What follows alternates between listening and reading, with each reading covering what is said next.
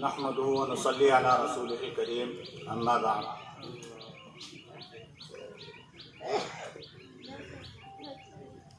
اعوذ بالله من الشيطان الرجيم بسم الله الرحمن الرحيم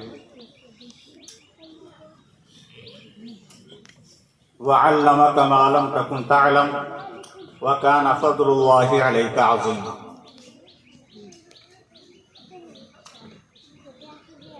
محترم بزرگوں،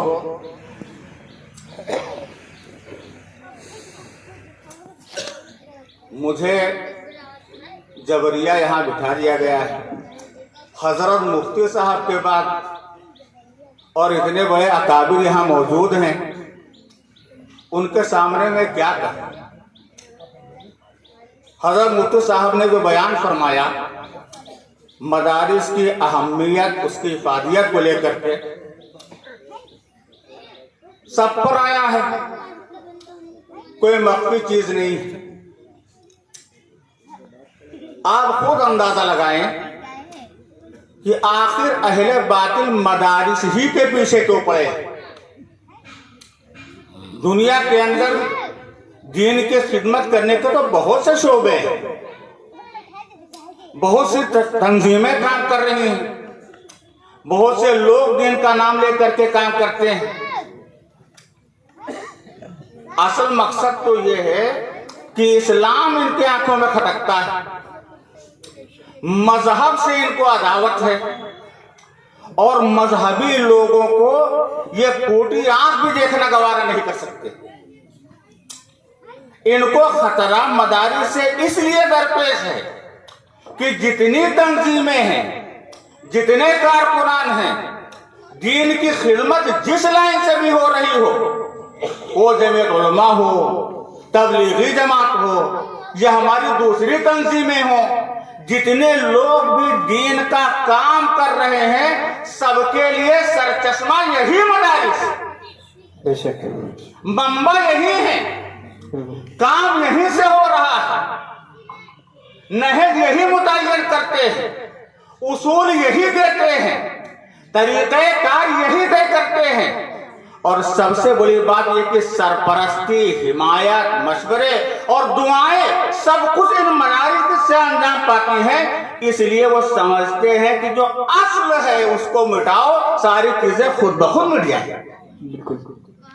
حضرت مفتی صاحب دامت برکاتہ نے بہت مختصر وقت میں اس کی طرف اشارہ فرمایا. باقی جہاں تک تعلیم کا سوال ہے، ہماری قوم کی زبوں حالی تعلیم کے سلسلے میں کسی سے مخفی نہیں ہے، اور سچ فرمایا مفتی صاحب نے کہ تعلیم تو اصل یہی ہے، باقی سب ہنر ہے. جی بالکل. اسی لیے اللہ تبارک تعالیٰ نے حضرت نبی کریم صلی اللہ علیہ وسلم کے اوپر جو سب سے پہلے وحی نازل فرمائی تھی، اس میں اقرا کا تو لفظ ہے، مگر ساتھ میں یہ بھی فرمایا بسم ربک، وہ پڑھو جو تمہارے رب نے اتارا ہے. اپنے رب کا نام لے کر کے پڑھو، ان کی منشا کے مطابق پڑھو، ان کے اصول اور قوانین کو پڑھو.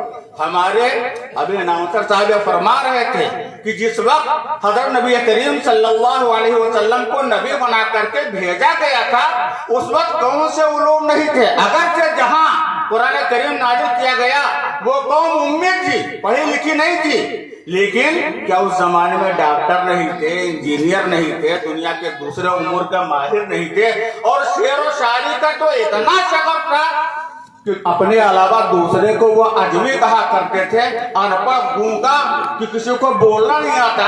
اور قرآن کریم نے اسی بنیاد کے اوپر ان کو چیلنج کیا ہے فَأْتُوا بِسُورَةٍ مِّن مِّثْلِهِ، اگر اس قرآن کریم کو تم اللہ کا کلام نہیں مانتے اور کہتے ہو کہ محمد صلی اللہ علیہ وسلم نے نعوذ باللہ اپنی طرف سے بنا لیا ہے، تو تم تو فصحائے عرب ہو، تمہیں تو اپنی زباندانی کے اوپر ناز ہے، بڑا غرور ہے، بڑا ترہ ہے.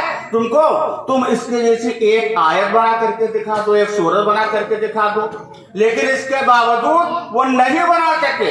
ان سارے علوم کو ہوتے ہوئے اللہ تبارک تعالیٰ نے ان کو امی کہا ہے، ان پڑھ جاہل. دنیا کے جتنے علوم ہیں وہ ہنر تو ہو سکتے ہیں مگر علم نہیں ہو سکتے. सकते। और अल्लाह ताला ने इल्म हासिल करने की तलकीन की है, और इल्म हासिल होगा किताबुल्लाह से, सुन्नत रसूलुल्लाह से, कुरान करीम की तालीम होगी, अहादीस नबविय्या की तालीम होगी। उन्हें जो हासिल करेगा उसको आलिम कहा जाएगा, और उसके अलावा जितने उलूम हैं उनके हासिल करने वाले माहिरीन फर्द कहलाए जा सकते हैं, आलिम नहीं कहलाए जा सकते। ये मदारिस उलमा तैयार करते हैं, हुफ़्फ़ाज़ तैयार करते हैं, कुरान करीम की तालीम दी जाती है इनमें, और दीन से इनको जोड़ा जाता है। और जाहिर सी बात है कि जब दीन जानने वाले यहाँ से तैयार किए जाएंगे, दीन के ऊपर अमल करने वाले तैयार किए जाएंगे, तो अरबाबे फितना जो हैं, जो अहले बातिल हैं, जो दीन ही को मिटाना चाहते हैं, उनके पेट में मिरोड़ तो होगा ही, दर्द तो होगा ही। इसीलिए सबसे ज्यादा वो मदारिस के मुखालिफ हैं। कभी बुनियाद परस्ती का इल्जाम लगाया जाता है, कभी दहशतगर्दी का इल्जाम लगाया जाता है, कभी कुछ मुल्क से बाकी तैयार होते हैं, दुनिया भर का इल्जाम लगाया जाता है, अगर कि हकीकत इसके बिल्कुल बरखिलाफ है। असल बात यह है कि वो दीन के दीनदारों के खिलाफ है, इसलिए आपको दीन से हटाना चाहते हैं। मुसलमानों, अगर मदरसों को और मदरसे वालों को आपने अपनाया नहीं और उनसे अपना रिश्ता जोड़ा नहीं, तो ये समझ लो वो वक्त आने वाला है जब तुम्हारी नस्लें दीन से बिल्कुल मुनहरिफ हो जाएंगी, दीन बेजार औलादें पैदा होंगी। इसलिए मदरसों को इख्तियार कीजिए, अरबाब मदारिस की कदर कीजिए। अल्लाह ताला हम सब लोगों को तौफीक अता फरमाए। व आखिर दावाना अल्हम्दुलिल्लाह।